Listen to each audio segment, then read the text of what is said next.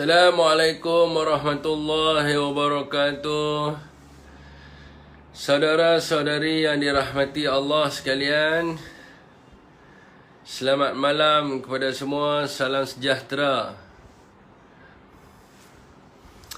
Lama kita tak live berapa hari 19, 20, 2 hari.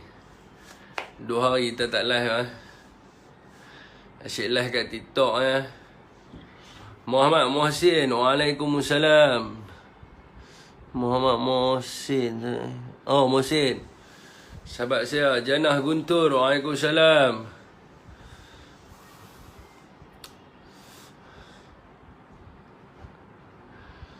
Pak Ngohmi, waalaikumsalam. Fighter kita takluk. Syaril Sahad, waalaikumsalam. Saiful Sahidam, Kak Zal Nikmal Zainon, waalaikumsalam. Baik Hamilah Azizul Jaman, waalaikumsalam. Selamat Tahun Baru Cina pada rakan kita yang sambut Tahun Baru Cina. Fauzan Ali, waalaikumsalam. Salim Omar, waalaikumsalam. Zamani Abdul Syukur, Kak Norma, waalaikumsalam. Noah Rahman, waalaikumsalam. Okay, tuan teruskan perkongsian dia kena live satu-satu ni. Saya ni mula live kat Facebook baru live kat TikTok. Handphone tinggal satu. Zakri Syuib, waalaikumsalam. Zilani Harun, waalaikumsalam. Kak Normawati Mat Yusof, waalaikumsalam. Usairi Aiman, waalaikumsalam. Jun Ikin, waalaikumsalam. Yahya Omar, waalaikumsalam. Daripada Sik hadir Udin Keli, waalaikumsalam. Teruskan, kita akan terus berjuang kita tak goyang Okey, tuan Marisa Erminda, Ayah Om, waalaikumsalam. Abang Edi Putra, teruskan perkongsian. Mak Fidaus Melaka hadir. Muhammad Fauzi Saidin, Ibrahim Ella LBJ waalaikumsalam. Pada siapa Imam Salam Ejan Debak, waalaikumsalam. Nizam Iza, waalaikumsalam. Banyak hari tak bersiaran. Ada bersiaran pergi kat TikTok Ibrahim Abdul Latif, waalaikumsalam. Muhammad Noor Ismail, sahabat kita Sagi ada topik saya ada berkaitan dengan benda tu Aku bukan kakak tapi abang. Okey. Abang saya Nikmal minta maaf bang lah. Dia tak jumpa lagi itulah. Kalau jumpa dia senang lah kan. Syaril Sahad, ni siapa? Omar, waalaikumsalam. Waalaikumsalam kepada sesiapa yang memberi salam. Saiful Bahri Abdul Aziz, Syed Akmal bin Yahya, Cik Muhammad Nur, Adi Ipon, Pak Tam. Pak Tam Wee senyum selalu bukan dia Walai enggak dia. Waalaikumsalam. Zaliha Adnan, waalaikumsalam kepada sesiapa yang memberi salam. Okey tuan teruskan perkongsian kat Facebook ni. Ada button share kongsi banyak-banyak sikit supaya membawa ilmu yang manfaat kepada semua orang dan juga memberi semangat kepada saya yang tengah buat live. Saya mengantuk ni tapi dah buat live kat ni. Semata-mata kepada tuan-tuan semua. Kelang hadir waalaikumsalam kepada siapa yang memberi salam.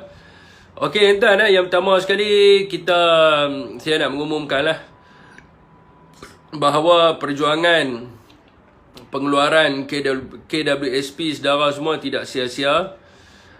Di mana Datuk Wan Saiful Wan Jan, Ahli Parlimen P042 Tasik Gelugok telah pun memaklumkan di dalam Facebook beliau. Kalau tuan-tuan tak percaya, tuan-tuan boleh tengok Facebook dia lah kan. Dia mengatakan bahawa dia akan membawa suara rakyat, Abang Anwar Rizal, waalaikumsalam, berkaitan dengan isu KWSP dekat dalam sidang Parlimen yang akan bersidang tidak lama lagi pada bulan Februari, 18 bulan Februari Parlimen mula bersidang. Jadi dia bagi tahu bahawa dia akan membawa suara rakyat ke dalam Dewan Parlimen dan akan terus memperjuangkan agar kerajaan hari ini prihatin kepada rakyat agar kerajaan hari ini melihat kepada kesengsaraan rakyat dan membenarkan pengeluaran KWSP sebagaimana yang mereka janji di dalam kempen-kempen pilihan raya sebelum ni. Jadi tuan-tuan, saya tadi adalah berbincang, saya ada buat video. Saya selain daripada pengeluaran one-off RM10,000 ni, saya ada cadangan lain lah untuk pengeluaran KWSP ni, untuk meringankan beban rakan-rakan kita yang ada hutang dan sebagainya. Jadi apa yang disebut oleh rata-rata NGO adalah berkaitan dengan pengeluaran secara one-off RM10,000. Dan saya rasa itulah juga yang akan dibawa ke dalam sidang parlimen oleh Datuk An Saiful Wanjan. Dan apa yang kita minta kat sini adalah selain daripada ni, saya berdebat tadi ada dalam satu grup profesor-profesor ni. Saya duk berdebat lah tadi dekat dalam grup tu, sebab saya ada minta satu benda lagi, iaitu pengeluaran untuk menyelesaikan hutang pendidikan, hutang hutang lain, perumahan dan juga kenderaan. Dan begitu jugalah bukan, saya meminta untuk pengeluaran bagi menyelesaikan hutang peribadi, hutang rumah dan juga hutang kenderaan bagi tujuan pendidikan dan juga bagi tujuan kesihatan.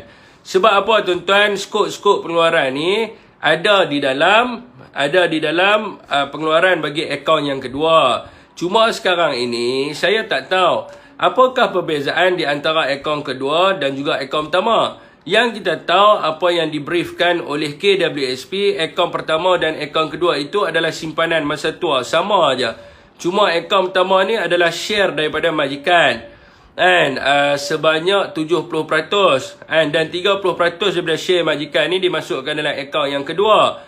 Sama jugalah dengan caruman share pekerja. Yang mana dalam akaun pertama ni di pemotongan sebanyak 12%, dan juga dalam akaun yang kedua ni pemotongan sebanyak 11%. Jadi apa beza dia? Jadi tak ada beza apa. Cuma sekarang ini banyak di kalangan rakyat Malaysia yang mana akaun kedua dia dah habis. Dah tak ada dah, sebab dia bawa keluar untuk menampung kehidupan dia semasa berlakunya wabak pandemik COVID-19. Pada waktu tu dia hilang pekerjaan dan sebagainya, dan dia terpaksa survive untuk dengan menggunakan akaun yang kedua. Sekarang ni dia dah tak ada akaun kedua. Jadi apa yang kita nak minta, apa yang saya nak minta kepada KWSP adalah suruh buat dasar polisi yang sama. Akaun 1 ataupun akaun 2 sama aja. Lah ni akaun 1, kaedah untuk bawa keluar akaun 1 hanya ada satu kaedah saja. Sama ada dia mati ataupun dia hilang upaya yang kekal. Sebab itu ada dalam certain kes yang mana mereka ni sampai sanggup nak bunuh diri, semata-mata nak bagi akaun pertama tu boleh buat keluar, dan supaya boleh bagi kat bini dia, supaya bini dia boleh langsaikan hutang dan sebagainya. So sampai ada orang nak bunuh diri, belum lagi kita nak mendengar kepada ritihan rakyat. Sepatutnya kerajaan dia kena selaraskan, pengeluaran akaun kedua dan akaun pertama tu kena selaraskan. Sebab kedua-duanya adalah akaun KWSP. Jadi saya nak bagi example lah kat sini, sebagaimana yang saya bagi example dekat dalam grup profesor tu. Saya kata sebagai contohnya lah, contohnya seorang itu bergaji RM1,500.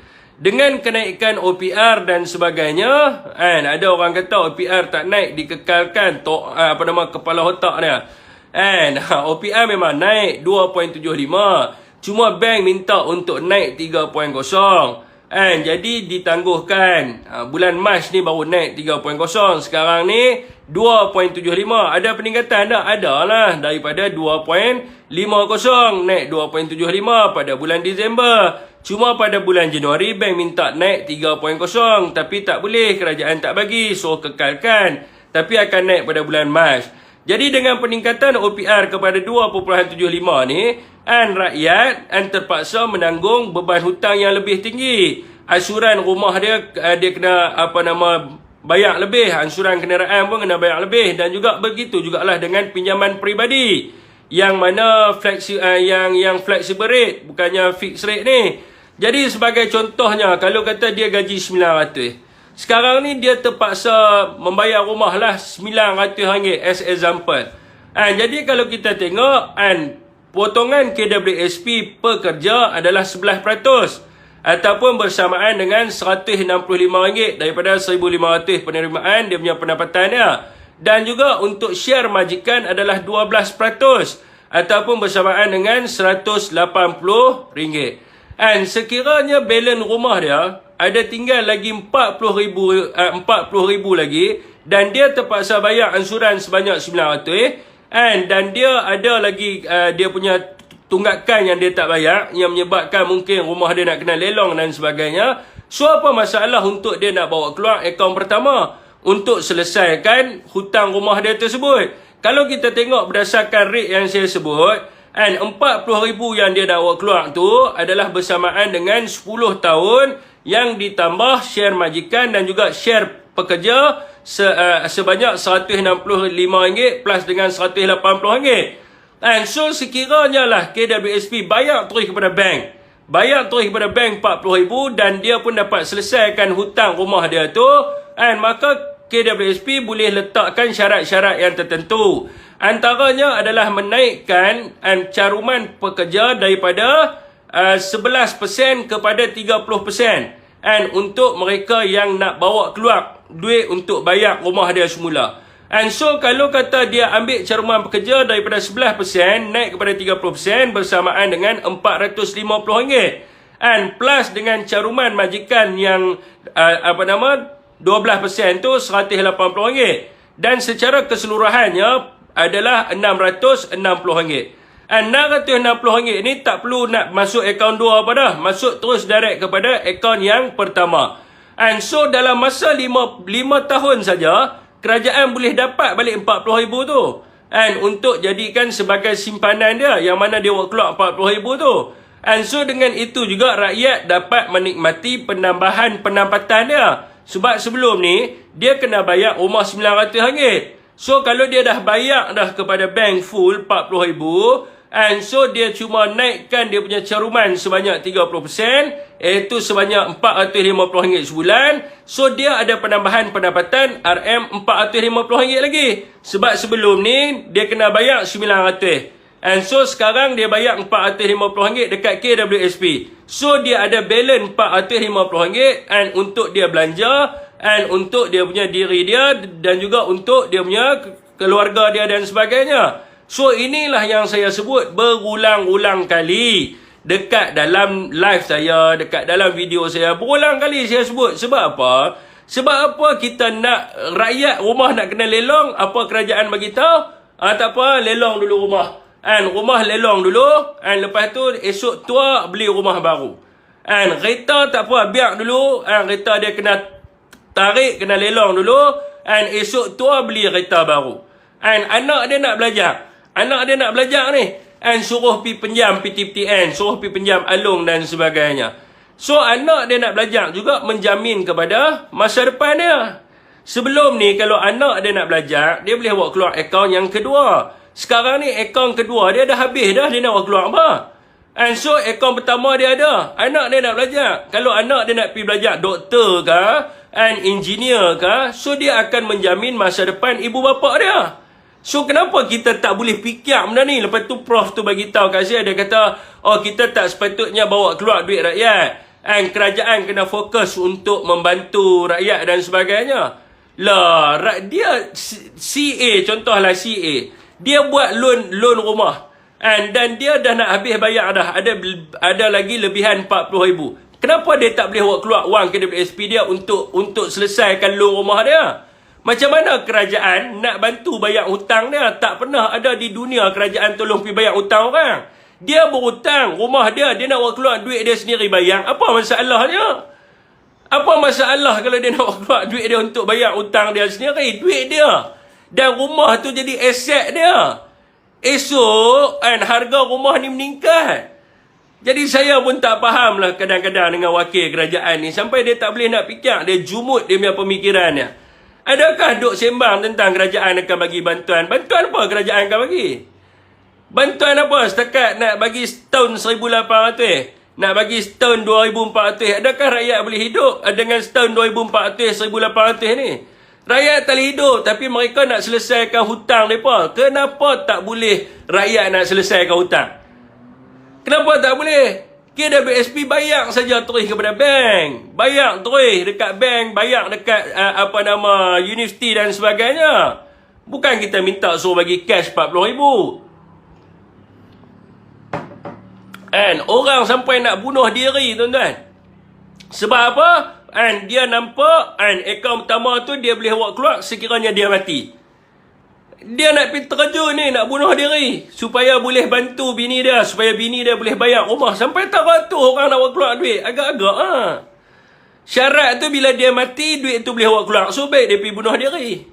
Ni saya rasa tak patut lah. Kerajaan kena tengok balik, kena semak balik lah. Kena semak balik. Contohlah, dia ada duit dia, contohlah lebih daripada 200,000. Kita kena tengok lah, usia dia tua. Manusia di Malaysia ni hidup berapa lama? Kalau laki, kalau ikut kepada average usia 65 tahun. Satgi ada lah orang-orang Pakatan Harapan beritahu. Tok saya ada umur 70. Wan saya umur 50. Tu kira dia panggil sebagai Tok Wan hang umur 70. Tapi kalau kita tengok dalam average umur yang ditentukan oleh kerajaan, orang lelaki 65 tahun. Orang perempuan 75 tahun. Contohlah, dia pencen umur dia 60 tahun. Dia contohlah kita ambil 10 tahun lah, umur dia 70 tahun. Kalau dia punya KWSP dia 300,000, bagi dengan 10 tahun, bagi dengan sebulan. Sebulan berapa? Kalau kita ambil sebulan 1,500 pun, kalau dia ada simpanan 300,000, dah melebihi dah. Last kali duit dia tu dia tak nikmati pun duit KWSP dia tu. Last kali duk bergaduh anak duk berebut nak paraik duit dia. Baik dia selesaikan dulu masalah hutang dia sekarang ni. Baik dia bagi anak dia belajar dulu sekarang ni. Ni kita tak kira laki bini. Kalau laki bini kerja lah sebagai contoh dan dua-dua buat caruman. Kalau 300 plus 300, 600,000. Umur 60 tahun, dia nak buat apa dengan 600,000? Adakah dia boleh hidup sehingga umur dia 90 tahun? Saya pun tak faham lah mereka ni. Lepas tu dia duk bagi alasan kat kita. Dia duk kata kat kita mengikut rekod dan data, ada yang duit simpanan bawah daripada 10,000. Kita bukan cerita duit simpanan bawah daripada 10,000. Kita bukan cerita umur 31 macam saya, umur 20. No. Saya tak cerita pasal tu. Saya cerita yang mereka yang ada simpanan lebih daripada 100,000, 200,000, yang dia nak bawa keluar duit dia untuk bayar hutang. Kenapa tak boleh? Itu yang saya duk tanya. Kenapa tak boleh? Duit dia sendiri, dia nak bayar hutang, dia nak selesaikan hutang. Dia nak selesaikan hutang rumah dia. Kenapa tak boleh? Ini yang saya petikai. Saya bukannya mereka duk pergi debat dengan saya. Masih kita buka laporan kewangan KWSP. Yang ada simpanan bawah 50,000 ni, usia 31 tahun ke atas, 31 tahun ke bawah. 31 tahun ke atas, dia punya simpanan dia 100,000, 200,000, 300,000 pun ada. Even my mum 500,000 dia punya KWSP. Cerita kat sini marah orang tua saya. Bicara saya. KWSP dia. Takkanlah dia tak boleh bawa keluar untuk dia selesaikan hutang dia. Bila dia selesai hutang rumah, hutang ni, bolehlah dia rasa tenang. Dia boleh fokus kepada anak dia. Dia boleh fokus kepada keluarga dia. Sekarang ni dia umur 40 lebih nak kena buat dia 2-3 kerja. Kamu lah, janganlah sampai macam tu sekali kejam. Lepas tu bila kita berbahas tentang isu KWSP ni, duk maki kita. Dipanggil kita ni macam-macam. Anjing, bodoh. Saya pun tak faham kat mereka nak maki siapa. Saya membawa suara orang yang duk hantar WhatsApp kat saya, yang duk messenger saya, yang duk letak dia punya komen-komen dia kat Facebook saya, kat YouTube saya, kat TikTok saya. Dia pun duk maki bodoh, anjing, walaun, haram jadah apa semua. Hampa maki siapa? Hampa maki rakyat yang minta pengeluaran KWSP ni lah.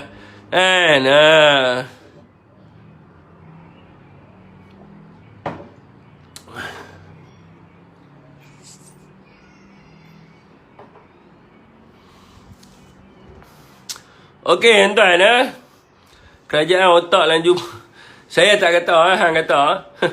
Dah lah Facebook saya di bawah ni, dipantau Share lagi tuan-tuan, barulah saya semangat 1K ke, barulah Dia naik aura dia tu, tengok satu point dia sok dia naik kan. Betul ya ahli haiwan Depa malu nak ambil idea kamu yang magui dan praktikal ni Fi. Ini yang dikatakan bodoh sombong. Saya tak risahlah depa nak ambil idea saya pun tak mau, tapi tolonglah tengok rakyat. Tolonglah tengok orang ni, kesian. Saya ni kadang-kadang tuan-tuan, dia duk mesej macam semalam ni saya cerita. Dekat dalam WhatsApp saya, dekat dalam TikTok saya tak maulah sebut nama, nanti aibkan sahabat kita, tapi saya dah bagi tahu dah dekat Bersatu Negeri Pahang untuk bantu dia. Dia WhatsApp saya, abang, saya ni tak kerja, pak saya lumpuh, tak ada duit nak jaga orang tua. Dia tak kerja, pak dia lumpuh, dia nak jaga orang tua dia yang sakit, duit tak ada. Tapi dia pernah bekerja. Dia pernah bekerja dulu. Dan dia ada simpanan KWSP. Takkan dia tak lewat keluar duit simpanan dia untuk dia nak jaga pak dia. Pak yang yang orang kata apa, yang bela dia daripada kecil. Dia tak boleh nak jaga orang tua dia. Kita pun baca pun mesej, Allah, sayu mata ni, baca pun rasa sedih kita baca pun. Depa ni tak ada perasaan empati, tak ada perasaan simpati. Ada seorang pakcik tu, dia letak dekat TikTok saya. Dia bagi tahu saya ni akaun satu tak ada dah. Tahun ni 2 orang anak nak belajar, nak ambil duit mana? 2 orang anak nak belajar, nak ambil duit mana? Nak jual apa? Nak jual rumah. Tu yang sampai hari ni orang Melayu terpaksa jual tanah, jual barang kemas. Duit simpanan ada, bukan tak ada.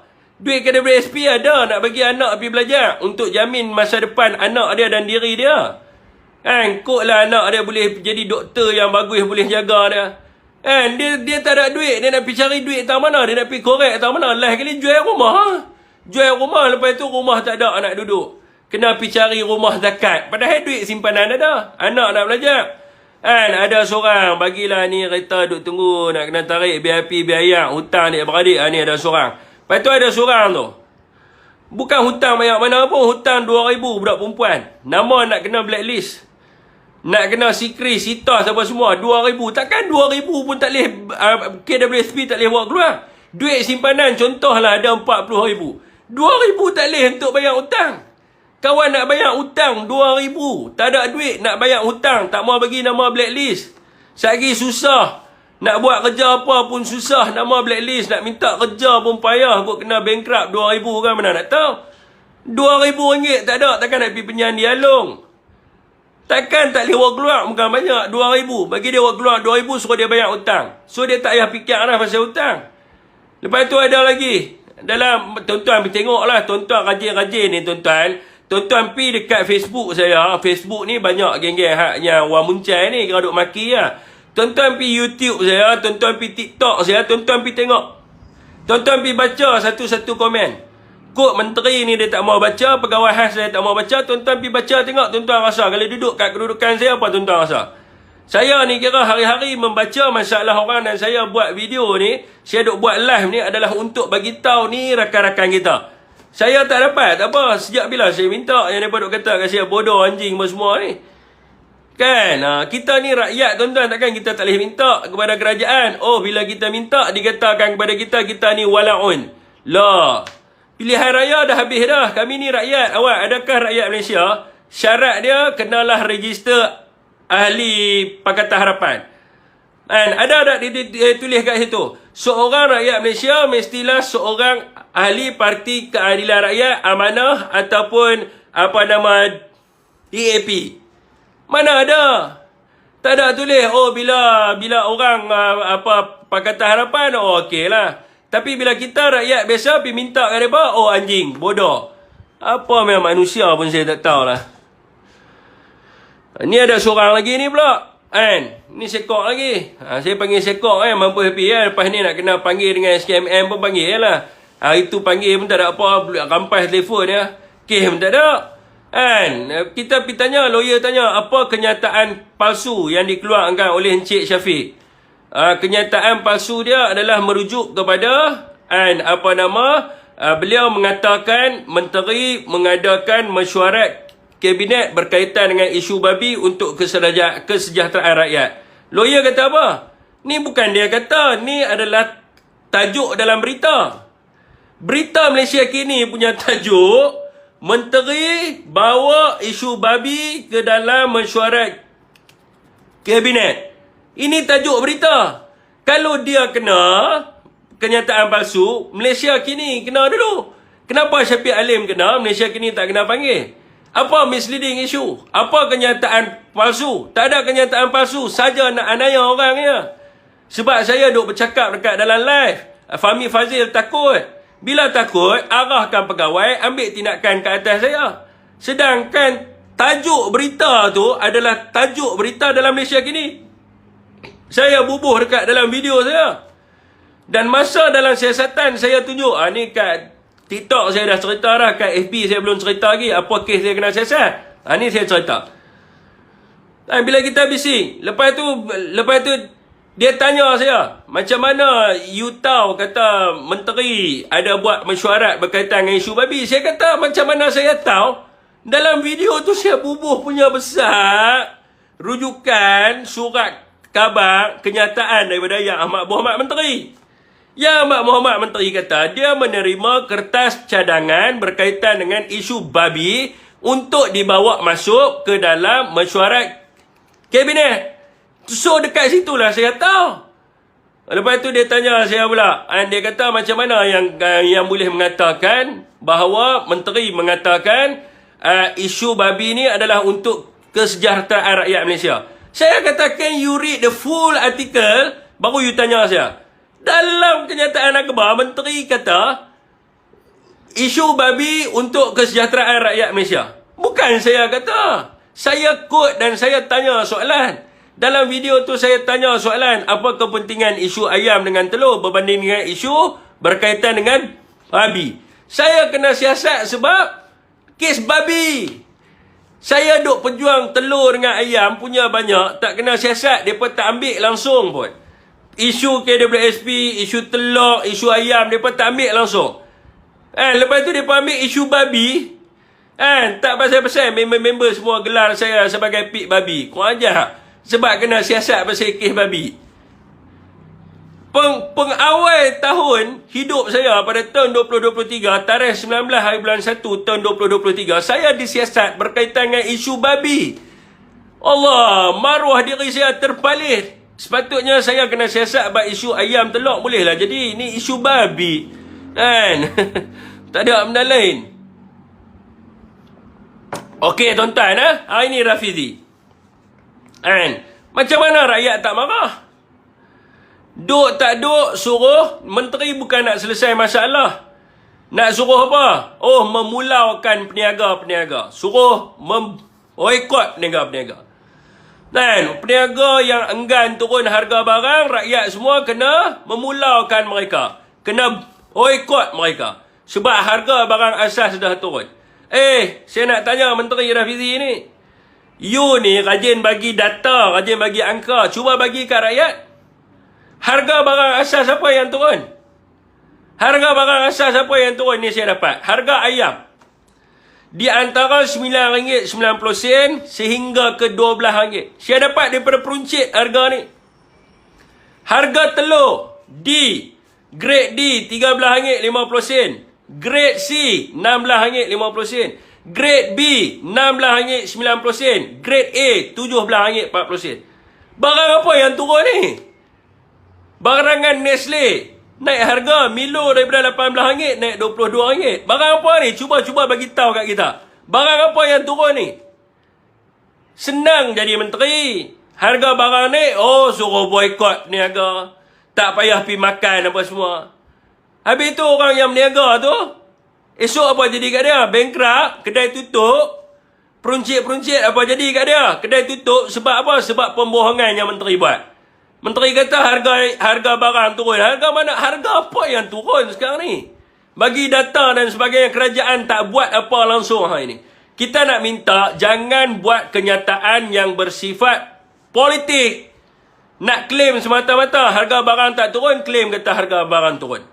Jangan buat satu kenyataan yang begitu populis hingga menekan nasib orang lain. Nasib peniaga-peniaga kecil, nasib peruncit dan sebagainya. Apa nasib mereka? Nak suruh dia punya bisnes dia melingkup terus. Jadi Rafizi sebelum ni kerap duk main dengan angka lah. Duk main dengan data dan sebagainya. Keluarkanlah. Kita nak tengok harga apa yang turun. Yang kita tahu harga yang turun adalah harga babi. Harga tu yang turun. Semua turun. Seluruh Malaysia. Jadi hari ni ada satu ni kenyataan daripada Datuk Wan Saiful Wan Jan. Tempat kami grade B RM13.9. Tak apa abang. Nanti semua pakat pergi beli kat tempat abang. Tempat kami grade B RM13.90 je. Mana dia grade B RM13.90. Tak apa. Abang duk tahu mana? Satu Malaysia semua kita pergi beli.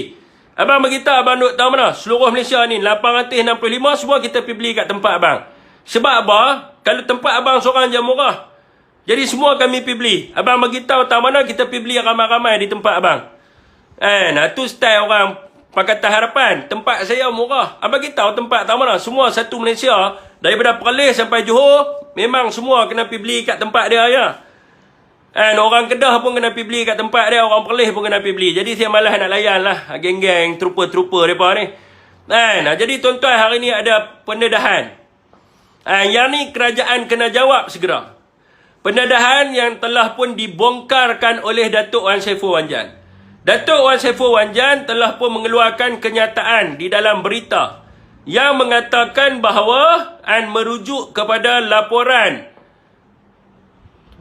Jabatan Perkhidmatan Veterina pada tahun 2021 yang mana dalam laporan itu menyebut kerajaan ataupun negara Malaysia mengeluarkan telur sebanyak 14 bilion biji telur setahun pada tahun tu. Pada tahun tu negara kita menghadapi dengan pandemik. Kita menghadapi pandemik dengan wabak dan sebagainya. Sebab apa? Telur pada waktu itu kita boleh produce 14 bilion biji telur setahun. Sekarang ni bukan ada apa-apa pun. Sepatutnya sekarang ni kena pertambahan, kena lebih keluar lagi. Dan mengikut kepada laporan Kementerian Perdagangan Dalam Negeri, keperluan telur dekat Malaysia ini adalah sebanyak 11.16 bilion setahun. Ataupun bersamaan dengan 930 juta biji sebulan. Ataupun bersamaan dengan 30 juta biji telur sehari. Ini yang dikeluarkan oleh Kementerian Perdagangan Dalam Negeri. So sekarang ni tuan-tuan, kalau keperluan telur dalam negara kita adalah 11.16 bilion setahun, kalau kita produce 14 bilion setahun, maknanya telur dalam negara kita cukup dan kita bukan perlu import keluar pun. Jadi dalam kenyataan Datuk Wan Saiful, dia tanya kenapa tak cukup dan dia minta untuk kerajaan sila dedahkan berapa ekspor telur. Kerajaan kena dedahkan berapa nilai ekspor telur yang telah pun dihantar. Sehari berapa kita ekspor telur keluar. Sampai sekarang ni mereka tak pernah bagi laporan. Dia duk habaq kata telur tak ada, telur tak ada. Kita nak tahu berapa produce telur satu hari. Berapa ekspor telur satu hari ke Singapura. Dan kita nak tahu hari ni tuan-tuan, kenyataan daripada Datuk Wan Saiful Wan Jan disokong oleh Maidin. Maidin sokong kenyataan dia. Maidin buat keluar kenyataan.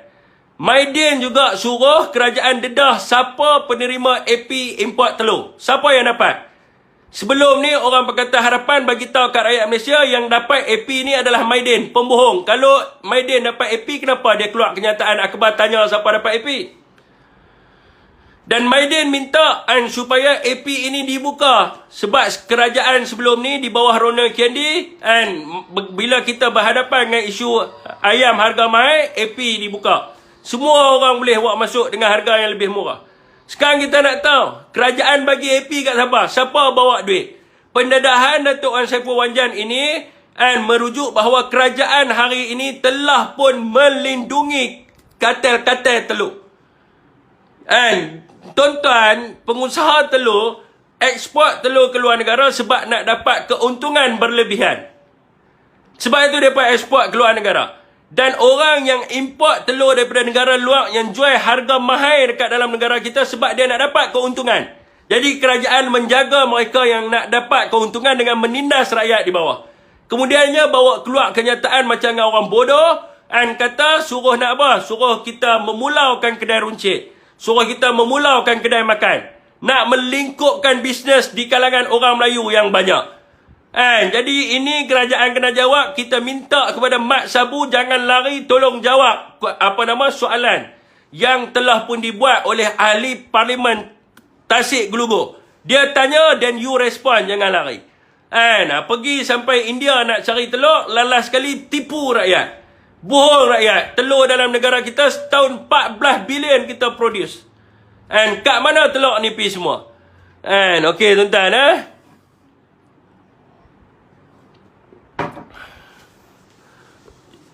Angin banyak pula malam ni.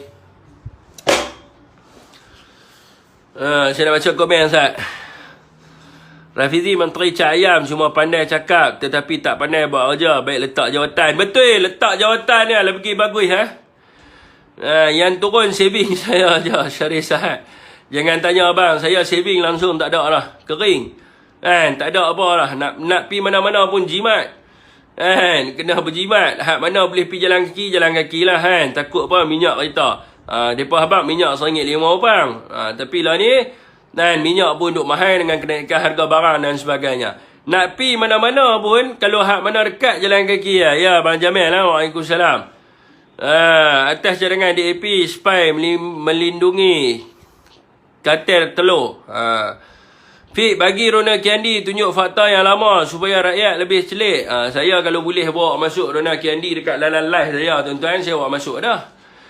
Tapi masalahnya bukan level saya lah nak bawa masuk Rona Kiandi dekat live saya, tuan-tuan. Okey, tuan-tuan, ni cukai. Ni cerita pasal cukai ni, cukai pendapatan. Siang tadi mereka duk habaq. Naik 993 ni semangat lah sikit. Dia jadi macam satu aura main macam dia semangat lah sikit. Terima kasih kepada siapa yang share, teruskan perkongsian. Cukai pendapatan ni mereka habaq. Mereka kata, Anwar kata mereka tak kena cukai. Bagi pelepasan cukai kepada pejabat awam yang menerima bukan bonus, tuan-tuan. Bantuan apa nama bantuan tu? Bantuan khas kewangan sebanyak RM700. Inilah nama bantuan, bukan bonus. Jadi dia pergi umum kat Sarawak. Dia kata pejabat awam yang dapat bonus tidak akan dikenakan cukai pendapatan. Jadi petang tadi saya duk ceritalah dekat dalam TikTok ni berkaitan dengan cukai pendapatan. Mereka tak tahu, tuan-tuan. Sebab mereka ni antara banyak pegawai menteri ni bukan kerja pun dulu. Law ni bila jadi kerajaan barulah mereka kerja. So bila kita cerita tentang cukai pendapatan boleh cukai ni, dia tak tahu. Dia tak tahuan apa. So tuan-tuan, cukai yang boleh dicukai adalah apabila pendapatan minima dia melebihi daripada RM34,000 setahun.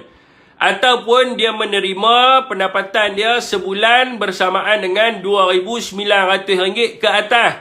Barulah dia boleh dicukai. Kalau dia terima pendapatan di bawah RM2,900, tidak boleh dicukai. Sebab itulah sistem percukaian dekat dalam negara kita. So kalaulah kata rakyat pejabat awam yang gaji RM1,500, RM1,400 ni apa semua, kalau dia terima bantuan pun, dia tak perlu kena cukai. Tapi hari ni yang kata bagi bonus tak payah cukai ni hanyalah nak menjaga golongan-golongan yang kat atas saja. Bukan nak jaga golongan yang kat bawah. Nak jaga golongan-golongan yang senang lenang tu, yang setiausaha menteri, tak payah banyak cukai lah. Yang pegawai-pegawai khas, yang setiausaha akbar, yang pegawai apa lagi? Ni lah yang pegawai-pegawai menteri semua ni lah. Nak jaga mereka ni lah. Tapi rakyat hak di bawah ni memang pun tak ada cukai. Duk umum kata tak payah banyak cukai apa. Sebab gaji mereka tak lebih pun RM34,000 setahun. Kalau dia terima RM700 pun, kalau gaji dia RM2,000, tak lepas lagi. Tak lebih pun RM34,000. So dia memang tak perlu banyak cukai. Dan juga cukai pendapatan boleh cukai ni adalah atas bayaran yang diterima secara tetap dan berulang-ulang. Jadi persoalannya sekarang ni, adakah bantuan khas kewangan sebanyak RM700 ni termasuk dalam pendapatan boleh cukai? Jawapannya adalah tidak. Tidak boleh masuk dalam pendapatan boleh cukai sebab dia adalah bantuan tunai. Sebab apa tak masuk dalam pendapatan boleh cukai? Disebabnya pada tahun 2020 melalui surat perkeliling MOF bertarikh 3 April 2020 telah pun memberikan pengecualian ke atas cukai pendapatan bagi allowance khas dan bantuan tunai kepada penyewa awam yang dibuat pada zaman Tan Sri Muhyiddin Yassin. Dan surat ini daripada MOF dikeluarkan kepada Ketua Pegawai Eksekutif Lembaga Hasil Dalam Negeri yang menyatakan bahawa allowance khas dan bantuan tunai yang diserahkan kepada penyewa awam tidak perlu dan dikategorikan sebagai pendapatan boleh cukai. Jadi dah dulu dah Tan Sri dah umum. Jadi macam saya duk cerita lah dekat dalam TikTok saya. Anwar ni kerja dia claim apa yang telah dibuat oleh kerajaan yang terdahulu. Dan hari ni juga tuan-tuan, MTUC ataupun Kongres Kesatuan Sekerja Malaysia mempertikaikan sebab apa melibatkan cukai tidak diberi secara sama rata. Kalau penyewa awam diberi kepada pelepasan cukai, kenapa orang yang bekerja swasta ni tidak beli tidak diberi kenikmatan yang sama? Jadi apa yang diminta oleh Kesatuan Pekerja Kongres Kesatuan Sekerja Malaysia MTUC, mereka mengatakan bahawa kerajaan perlu memberi keadaan yang sama rata untuk memberi pelepasan cukai yang sama kepada pekerja swasta yang mana mereka turut menerima bantuan khas kerajaan sama ada secara bulanan ataupun one off. Jadi diminta bagi orang-orang yang kerja swasta yang terima bantuan secara bulanan ataupun yang menerima secara one off yang melebihi daripada pendapatan 34,000 setahun, maka dia diminta juga untuk memberi pelepasan cukai supaya memberi keadilan kepada keseluruh rakyat Malaysia. Sebab Presiden kita, Perdana Menteri kita adalah orang yang datang daripada Parti Keadilan Rakyat, maka dia kena adil kepada seluruh rakyat Malaysia. Okey tuan-tuan, median umum bagus, no umum jadi tak betul. Apa punya explanation lah. Loh, saya tak kata dia umum tak betul. Apa benar yang saya kata? Saya kata pembohong, penipu. Sebab apa? Memang tak ada pun cukai atas bonus. Saya tak kata dia ni dia buat salah, tapi memang dia salah pun sebab memang tak ada cukai atas bonus. So you umum cukai atas bonus untuk apa?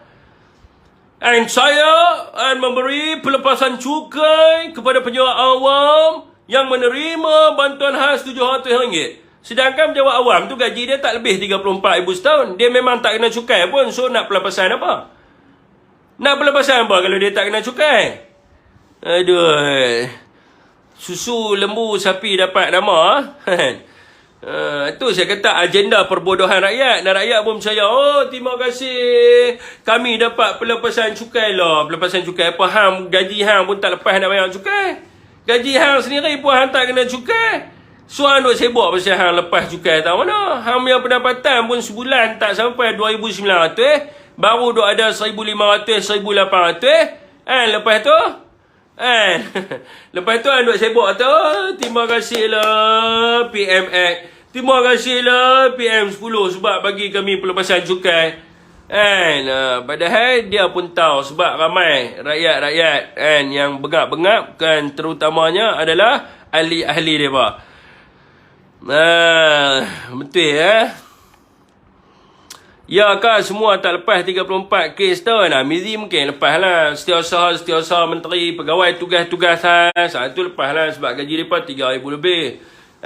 Gaji setiausaha menteri 5,000, 6,000 gaji. Campur allowance 7,000, 8,000 gaji. Itu kena bayar lah. Itu ada cukai. Mereka ni untung lah sebab mereka ni terlepas daripada cukai. Mereka untung lah, mereka tak kena cukai. Tapi rata-rata rakyat marhin ni yang B40 ni ataupun B60 ni dia punya gaji dia ni tak lepas lah, tak lebih lah 2,900. Kalau my step baru 1,800. Kalau degree baru 2,400. Kalau contract or service baru 2,600. Tak lebih pun 3,000. So tak ada lah cukai untuk mereka. Kan? Okey, tuan tunggu dia ni tunggu nak kena tu biduk bang. Oh, abang lah biduk Bangla bang. Kan? Sebab orang Bangla yang tak tahu tentang sistem percukaian dekat dalam negara kita ni. Okey tuan-tuan, Datuk Seri Zahid Hamidi terbaik. Itu tak tahu nak kata lah.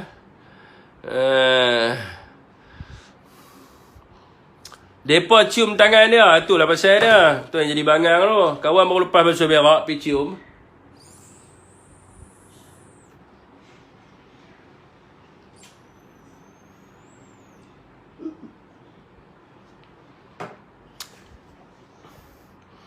Fik, kerajaan boleh buat ke pelepasan cukai RM6,000 kat atas?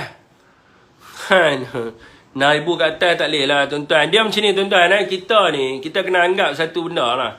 Cukai ni adalah untuk membangunkan negara kita. Kita cukai rakyat ni untuk kita bangun negara kita, untuk kita buat pembangunan dan sebagainya. Kalau kita nak lari pada cukai, kerajaan nak dapat duit mana? Untuk nak bangunkan negara kita. So tak boleh lah sampai RM6,000, RM8,000 baru kena cukai. Minyak paket stok putih tu. Saya dah katakan sebelum ni. Saya dah bagi tahu pada tuan-tuan kan. Minyak botol ni. Ni sebab member kita tanya pasal minyak, saya bagi tahu lah.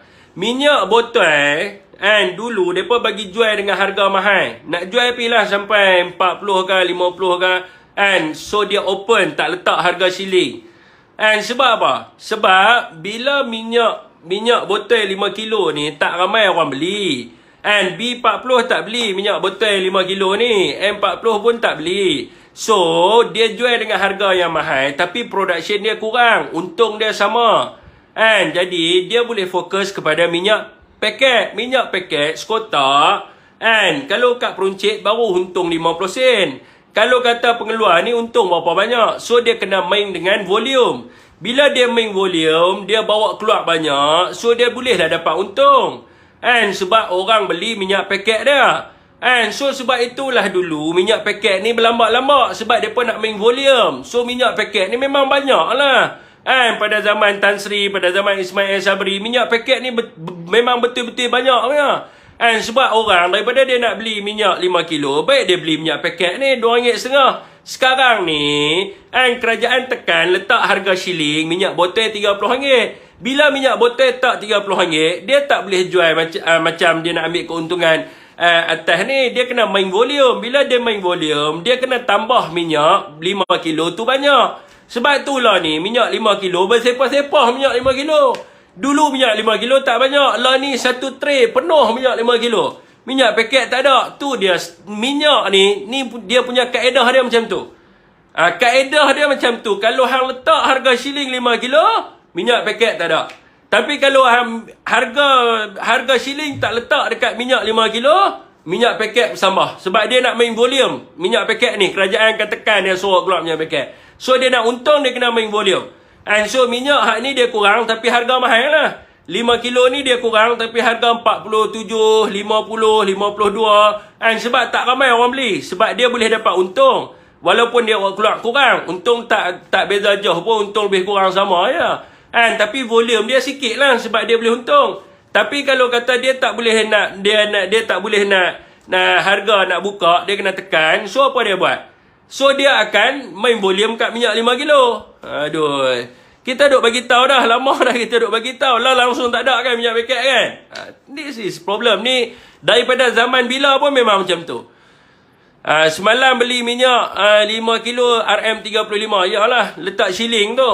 Letak shilling price kan. Harga minyak tu kan. Harga minyak 5 kilo ni. Tapi kalau orang susah, nak banding dia beli 5 kilo 35 dengan dia beli paket 5 kilo baru duk ada dalam RM12. Dia akan beli RM12. Dia takkan beli 30 tu. Rugi kat dia. Okey, entah.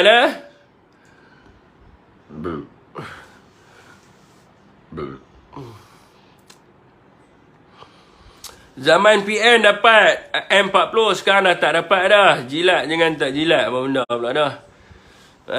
Saya cerita ni benda betul. Kalau tak percaya tak ikut suka lah kan. Saya bagi tahu ni benda yang betul. Kalau tak mau dengar tu terpulang lah. Tak mau dengar tu keluar lah kan. Sebab pusing-pusing semua asal ni apa benda ni. Okey tuan-tuan Satu lagi ni, tentang kementerian ni. Kementerian bomba punya ni. Apa dia? Kementerian Perumahan dan Kerajaan Tempatan. Dia minta daripada syarikat daripada Singapura untuk masuk dalam kementerian. Saya tak cerita bab perumahan, tuan-tuan. Saya tak risau bab perumahan. Tapi saya risau KPKT ni negara luar masuk sebab apa? KPKT dia pegang pelan untuk semua bangunan-bangunan kerajaan. Dia pegang pelan untuk semua kem-kem tentera. Dia pegang pelan untuk semua IPD. Dia pegang pelan untuk semua istana-istana. Sebab apa? Pelan kecemasan, pelan laluan kebakaran diluluskan oleh bomba. Data-data pelan ni semua ada dekat Kementerian Perumahan Kerajaan Tempatan. Sebab tu saya risau macam mana negara luar boleh masuk mai bantu dalam kementerian kita. Walaupun hari ni dalam harakah bagi tahu tentang perumahan, perumahan di Singapura gagal sebab apa kita panggil dia mai. Ada yang daripada surat semua duk sebut tentang flat apa semua lah. I'm not concerned about flat tu. Saya tak kisah tentang development apa semua tu. Yang saya kisah adalah KPKT ni. Yang pertama, dia pegang pelan untuk semua bangunan ni. Bangunan kerajaan, kem tentera, balai polis, istana, semua dia pegang. Di bawah bomba dan penyelamat. Lepas tu apa lagi dia pegang? Di bawah Kementerian Perumahan Kerajaan Tempatan. Dia pegang pelan rancangan tanah negara. Ni, tanah negara ni, semua pelan-pelan ni, semua dia pegang. Perancangan wilayah dan desa, pelan perancangan ni, pelan PBT, apa lagi dia pegang? Kira tuan-tuan, KPKT ni kalau kita panggil orang luar main, ibarat kita serah negara kat dia, segala data berkenaan dengan negara kita ada di Kementerian Perumahan Kerajaan Tempatan ni. Data tanah, data bandar, data agensi kerajaan, data istana, data tentera, semua ada kat mereka. Semua ada kat mereka ni. Kita pergi panggil orang luar mai, kalau leaking information, dia curi maklumat ni semua, habis negara kita ni. Daripada sudut keselamatan negara dan sebagainya. Sebab dia pegang benda ni semua. Ada orang kata, bukan pergi kat Kementerian Dalam Negeri. Kementerian Dalam Negeri, agensi di bawah dia. Tapi pelan-pelan ni semua ada dekat Kementerian Perumahan Kerajaan Tempatan. Jadi macam mana hari ni, saya nak tanya pada Menteri, why kita nak kena minta, tak pernah berlaku dekat mana-mana dunia lagi, kita panggil orang daripada negara lain main masuk dalam kementerian. Apa yang hang merepek ni? Okey, main naik di atas BC, bagi tahu apa yang saya merepek. Ataupun abang tak boleh nak type, abang tak boleh nak naik, tak berani nak naik, abang type apa yang saya merepek. Type kat bawah tu saya merepek apa. Jangan tulis hang duk merepek apa ni. Kena tulis kat situ hang, okey, apa fakta-fakta yang saya merepek. Baru orang tahu kata abang cakap betul, tapi abang sendiri pun tak tahu fungsi Kementerian Perumahan Kerajaan Tempatan. Laluan-laluan kebakaran dan kelulusan untuk pelan bangunan di bawah siapa? Kelulusan untuk pelan bangunan bawah siapa? Saya nak tanya. Ini saya nak tanya ni, abang boleh jawab tak? Ingat cerdik sangat. Duk kata kat orang tak betul. Dia pun tak tahu apa. Kau nak sokong kerajaan lain, kerajaan dulu buat banyak dah yang bagus, kau tak nampak nak sokong ni apa, lepas tu kau duk salah orang lain. Kena selidik siapa orang kuat KPKT. Bagi tahu pelan kebakaran ni, pelan bangunan, kelulusan siapa? Nak bina bangunan ni daripada sudut safety apa semua ni, kelulusan siapa? Mai bagi tahu kelulusan siapa? Orang-orang Pakatan Harapan yang duk isap gam, makan dadah, minum ketum banyak sangat ni, nak tanya, kelulusan ni bawah siapa yang duk kata kat orang Merapu ni? Kelulusan bawah bomba. Bomba bawah siapa? Bomba bawah KPKT. Of course lah pelan semua duk ada kat KPKT. Mangkuk ayun weh. Ni nak bagi orang marah dah lah ni kan. Melibatkan orang punya keselamatan negara. Semua bawah bomba. So pelan tu semua duk ada kat mereka. And saya nak tanya, rancangan wilayah dan desa duduk kat siapa? Ni pelan PBT apa semua ni. Pelan perancangan pembangunan wilayah dan desa. Duk ada kat siapa? Siapa ni? Saya nak tanya, ada kat Kementerian Perumahan Kerajaan Tempatan. Lepas tu apa lagi? Yang berkaitan dengan rancangan tanah negara. Ada kat siapa plan ni? Ada kat siapa plan ni? Lain kali nak cakap tu bang, pandang-pandang. Saya dah cek dah dalam laporan keseluruhan dan bahagian-bahagian dalam Kementerian Perumahan Kerajaan Tempatan dan fungsi-fungsi bahagian dalam Kementerian dan Perumahan Kerajaan Tempatan. Saya pergi dah cek dah semua fungsi mereka dan saya kata ni amat berbahaya kalau negara luar mai kat sini dia boleh tahu the whole sistem negara kita. Memanglah dia tak tahu berkenaan dengan rahsia-rahsia ketenteraan, dia tak tahulah, tapi bangunan dia tahu nak tahu mana, dia tahulah bangunan tahu mana. Dia nak tahulah ni tahu bangunan je. Memanglah dia tak tahu radar duk tahu mana, dia tak tahu berapa jet kita ada, dia tak tahu berapa kereta kebal kita ada, tapi dia tahu bangunan tahu mana. Dia tahulah kem tentera kita duk ada tahu mana. Dia tahulah IPD and balai polis ni ada berapa banyak. Dia tahulah bangunan kerajaan ada berapa banyak. Dia tahu bangunan je lah. And memanglah dia tak tahu daripada sudut aset ketenteraan, dia tak tahulah berapa biji kapal kita ada, semua dia tak tahu, tapi dia tahu bangunan. So kalau dia tahu bangunan duk tahu mana, and dia tahu tempat-tempat exact duk tahu mana, dah cukup dah. Dia dapat data tu semua dah cukup dah. So ini melibatkan kedaulatan negara. Kita tidak boleh ada kompromi. Kenapa kita nak minta kerajaan Singapura untuk masuk dalam kementerian kita? And kalau kita nak suruh dia selesaikan masalah, then we come with the problem statement. Kita bawa masalah apa? Sebagai contohnya, ada bangunan yang tak siap, yang memerlukan kepakaran orang Singapura and untuk siapkan bangunan tu. Then on specific and project tu saja, tender tu saja, bukan bawa daripada whole masuk dalam kementerian. Ini tak pernah dibuat oleh mana-mana negara di seluruh dunia pun. Even di Singapura, kalau kita nak hantar kita punya orang, pegawai-pegawai kita untuk pergi training dalam kementerian di Singapura, dia tak bagi. Even di Siam dulu pun tuan-tuan, saya masa kat dalam anggota, itu kalau Google pun boleh dapat. Abang sembang babi apa kat sini, tak payah duk sembang lah bang. And ini daripada laman web kementerian, daripada KPKT. Saya dulu bekas anggota 9 tahun, kalau saya nak pergi negara Siam, saya kena bawa surat daripada pegawai saya yang mengatakan bahawa saya sedang bercuti untuk saya masuk kat dalam negara Siam. Nak masuk Thai ni, kalau kita anggota, dia tak bagi kita masuk. Kalau kita ada surat kebenaran pelepasan, baru dia bagi kita masuk. Even Singapura sendiri pun, dia tak bagi kita masuk. Tapi kita bagi mereka masuk, main duduk dalam kementerian kita. Apa akan berlaku dalam negara kita? Benda ini tak boleh dibiarkan. Perdana Menteri ke-10 kena jawab. Macam mana orang lain, orang luar boleh main masuk duduk di kementerian? Lepas ni mungkin USA pula dia panggil main duduk di kementerian. Ini kita nak tanyalah. Dan kita rakyat Malaysia tak membenarkan. Negara ni negara kita. Kita yang voting dan sebagainya. Hampa menteri tak layak buat keputusan kalau rakyat marah. Rakyat tak bagi, hampa tak boleh buat. Sebab ini melibatkan kita punya kedaulatan negara. Melibatkan keselamatan dan kesejahteraan rakyat Malaysia.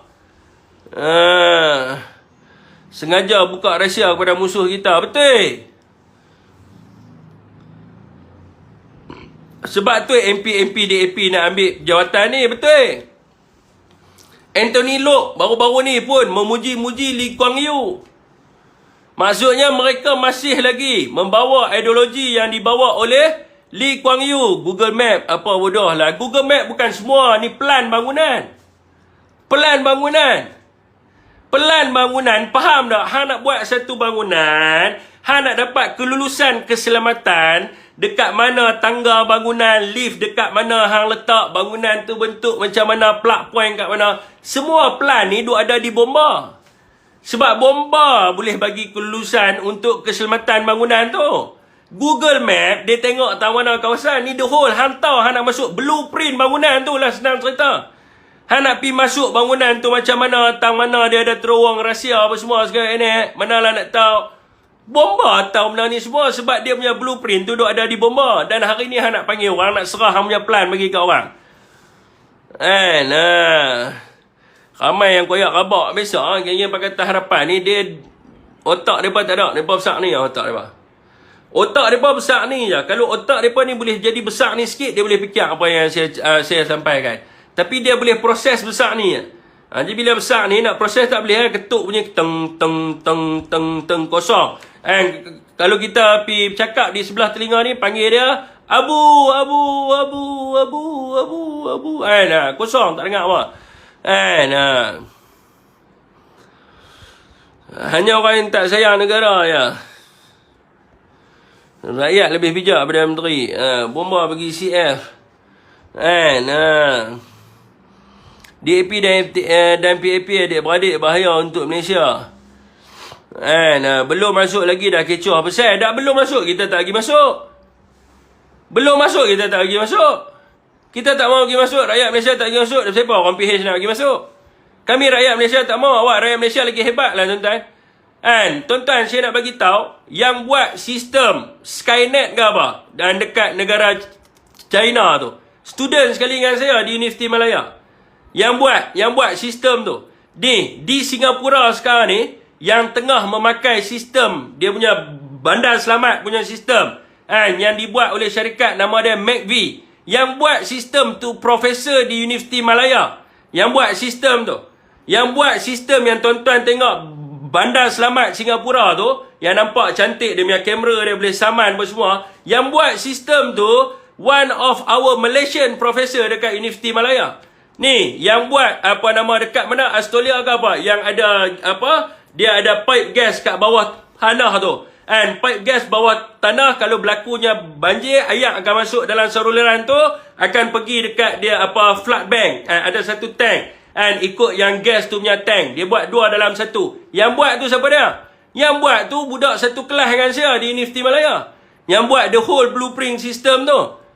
Ni, rapid intervention motorcycle, yang motor bomba naik tu. Innovation product tu dibuat oleh student di dalam negara kita Malaysia. Kita jual kat luar negara dan kita beli motor tu. Rapid intervention motorcycle, saya pergi masa dia buat innovation product. Baju kalis peluru yang dipakai oleh PDRM, innovation product dia dibuat oleh anggota pangkat rendah. Duduk di apa nama, saya lupa dah, FRU. Duduk di FRU, dia buat tu innovation product, baju kalis peluru ni. So kita nak pergi ambil daripada Singapura, sedangkan kita ada pakar-pakar yang terbaik di Malaysia. Kita nak pergi ambil Singapura, sedangkan Singapura pun pakai sistem yang profesor daripada Malaysia buat. Mereka pun pakai sistem yang kita buat. Kita nak pergi ambil dia siapa? Kita ada lebih banyak kepakaran yang ada dalam negara kita. Even Singapura pun tak boleh selesai beberapa banyak masalah. Dengan harga rumah tak mampu menyediakan rumah low medium cost house, dia nak main hajak kita. Macam mana kita nak membangunkan negara kita? Woi, apa yang orang Pakatan Harapan tengah sembang ni? Hampa dah orang-orang mereka ni tak pernah masuk universiti, semua bangang-bangang. Dia tak tahu betapa hebatnya profesor dalam negara kita ni.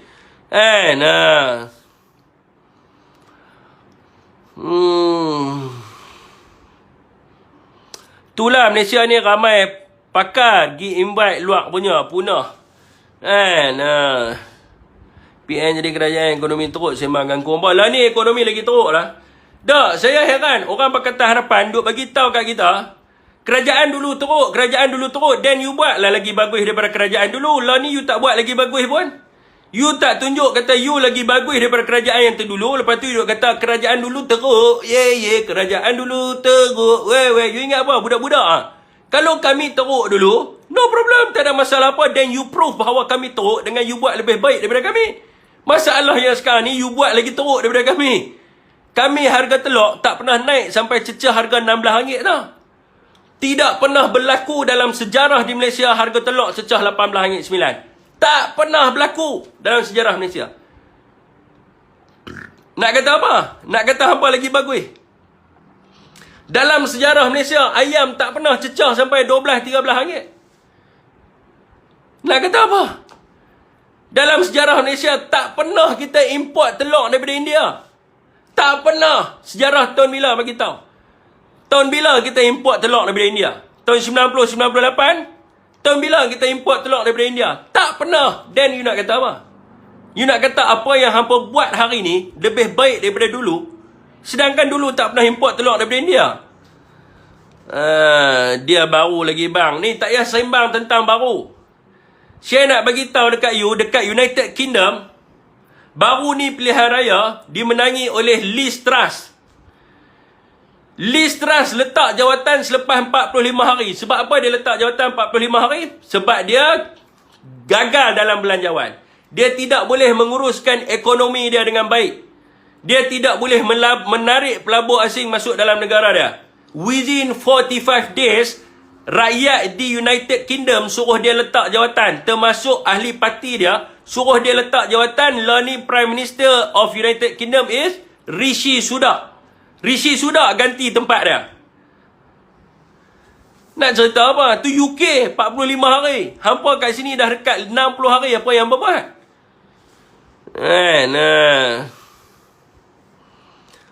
PN10 hancur ekonomi Malaysia. Lepas tu yang baru ni mana lagi letak jawatan? Ada baru ni ada seorang lagi letak jawatan kan? Mana macam tempat saya tak tahu. Aduh, Mamat ni merapu bang. Abang main di atas cerita kat saya. Sebab abang tak tahu tentang politik luar negara. Saya cerita ni 1.6K orang kenal Liz Truss. Abang tak kenal Liz Truss. Orang semua kenal Rishi Sunak. Abang seorang tak kenal Rishi Sunak. Orang tahu Liz Truss letak jawatan 45 hari selepas dia menjadi Perdana Menteri sebab dia tak mampu untuk membuat belanjawan yang terbaik. Dia letak jawatan sebab dia tak mampu tarik pelabur, dan dia letak jawatan sebab ekonomi, dan dia tak mampu menguruskan ekonomi dengan baik. Semua orang tahu tentang Liz Truss. Abang seorang yang tak tahu. Sebab apa? Orang Pakatan Harapan, they don't want to read. Actually, dia orang ni apa yang dia tahu hanyalah Anwar Ibrahim.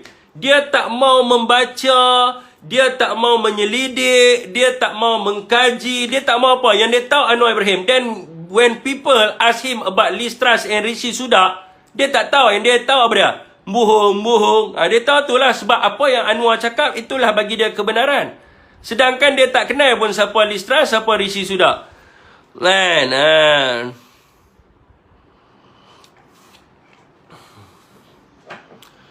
Soalan tuan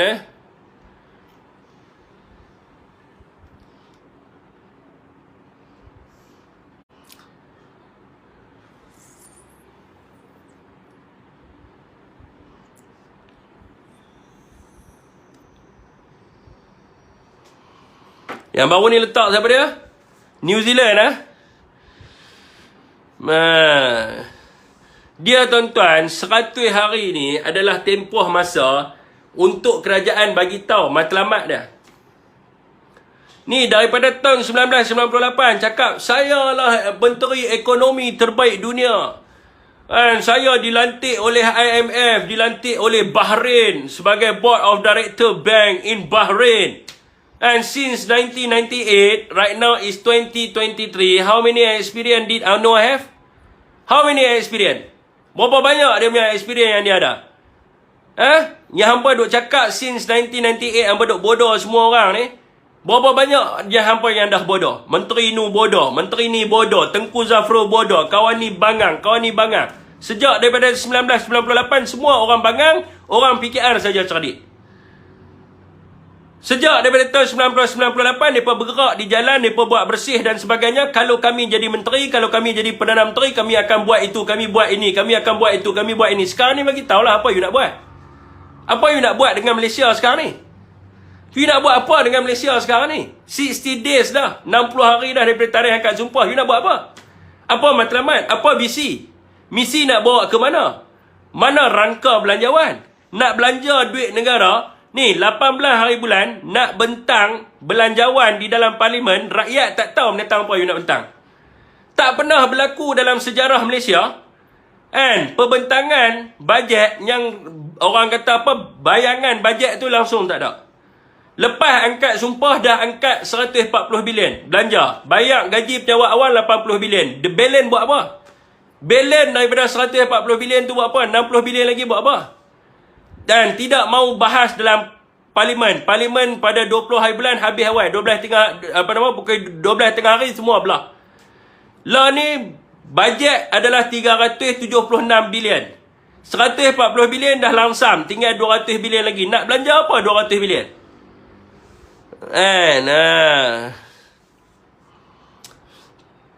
Okey tuan-tuan, kesian kat mereka tuan-tuan. Saya ni kadang-kadang kesian kat anak-anak syurga ni.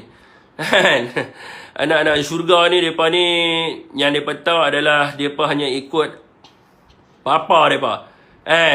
Jadi papa mereka cakap apa, itulah yang mereka cakap. Mereka sindrom Anwar. Dia bukan sindrom Down, sindrom Anwar dia panggil Mamat ni bukan tahu apa sampai harga minyak RM1.5 tak tahu. Ya ke? Anwar yang cakap minyak RM1.5. Nak turun minyak RM1.5. Anwar cakap pada Konvensyen Pakatan Harapan pada bulan Oktober tahun 2022. Video Anwar tuan-tuan boleh pergi search dekat YouTube. Tuan-tuan type minyak turun RM1.50. Tuan-tuan boleh tengok pada Oktober tahun 2022. Anwar cakap apa? Orang kata hari ni saya menang, besok minyak turun RM1.50. Sebab apa minyak tak boleh turun RM1.50? Sebab saya tak jadi Perdana Menteri. Sebab Anwar bukan Perdana Menteri. Kalau Anwar jadi Perdana Menteri, esok minyak turun. Dan tidak mustahil minyak dapat turun. Sebab harga minyak dunia boleh menyebabkan minyak turun pada harga RM1.50. Bukan kata minyak petrol saja turun RM1.50. Minyak sawit pun kita boleh turunkan. Ni video dia pada bulan Oktober tahun 2022 yang berucap tu adalah Anwar Ibrahim. Tuan-tuan boleh pergi tengok sendiri. Pergi type kat YouTube, tajuk dia minyak turun RM1.50, tengok siapa yang berucap. Pas ke Anwar Ibrahim? Sama juga macam Myvi. Kalau kita jadi kerajaan, tidak mungkin harga kenderaan Myvi ini tidak boleh diturunkan kepada harga RM22,000. Malaysia mengenakan pelbagai cukai yang tinggi, cukai excise, cukai itu, cukai ini, menekan rakyat. Harga kereta kita boleh turun, kita ada formula untuk kereta Myvi turun RM22,000. Lah ni harga Myvi berapa? Harga Myvi lah ni yang saya dengar member saya beritahu RM5.90.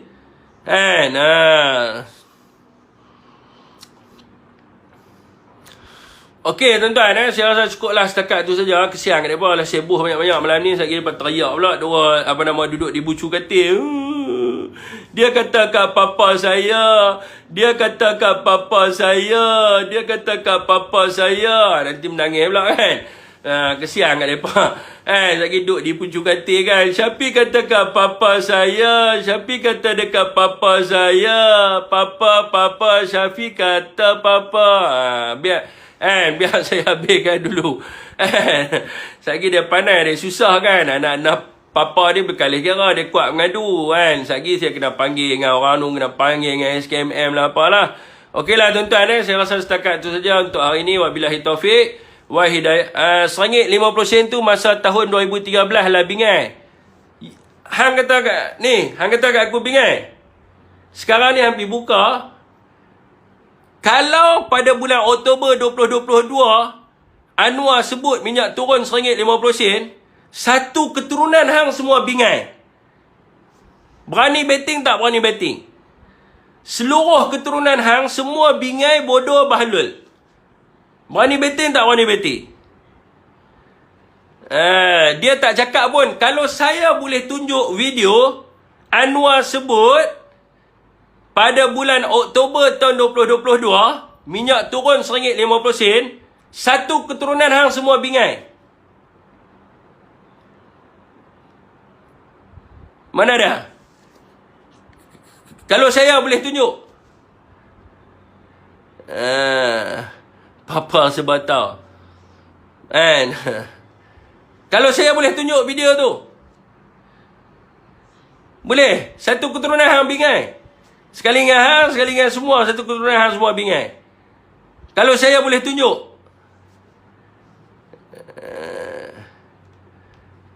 Sekejap, saya pergi cari ni. Handphone saya kena rampas sebentar ya.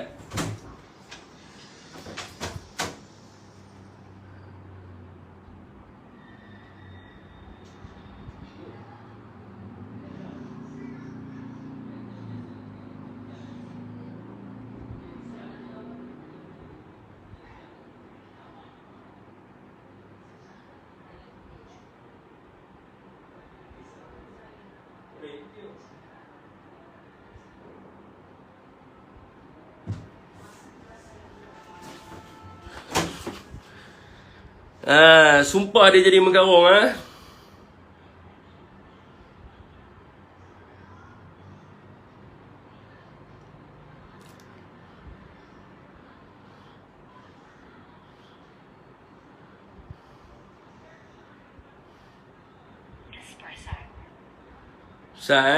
Ni video dia ada lah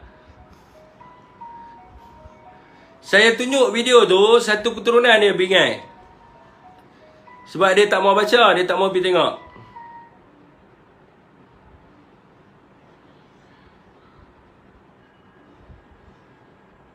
Pilihan raya ini akan... Okey Daripada Astro Awani 6 bulan lepas.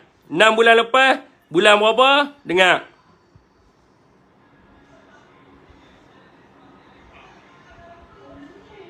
Sejarah yang betul-betul pulih. 2018 itu kita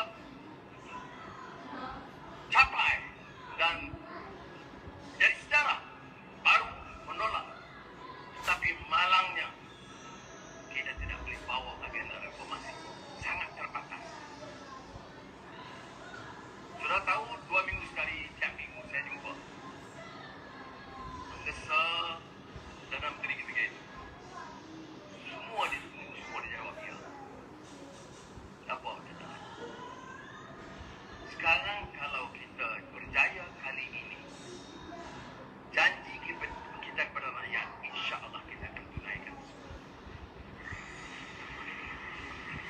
Ramai yang sindir. Oh, pasal apa? Menang hari ini, turun minyak itu. Mengapa tak jadi? Mengapa tak jadi kita tak perintah? Saya tidak menjadi Perdana Menteri. Nak buat macam mana?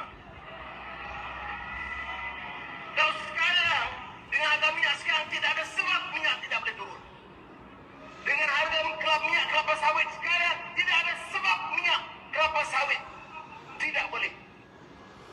Ni, 6 bulan lepas dia sebut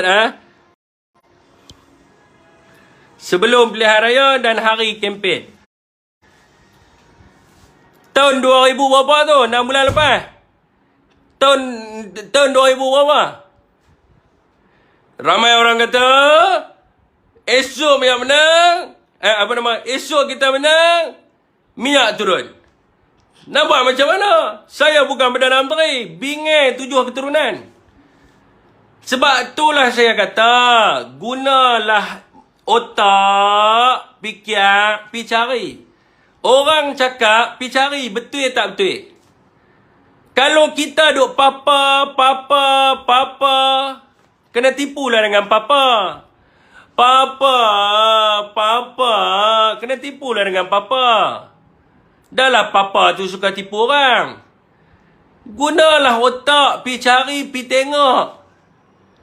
Okey tuan-tuan, setakat itu saja untuk malam ni. Wabillahi taufiq wa hidayah. Wassalamualaikum warahmatullahi wabarakatuh. And bingai 7 keturunan. Wallahu alam.